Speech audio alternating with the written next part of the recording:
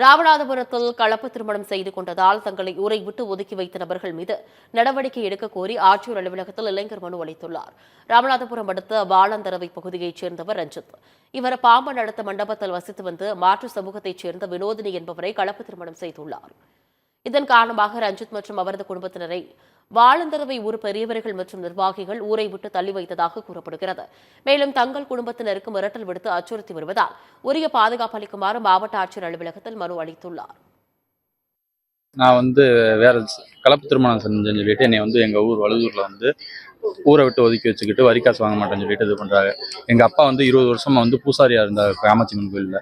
அதை நான் கலப்பு திருமணம் பண்ணங்கிற ஒரு காரணத்துக்காண்டி எங்கள் அப்பா பூசாரி பதவியை 7ஆம் மாதம் எங்கள் ஊரில் திருவிழா நடந்துச்சு.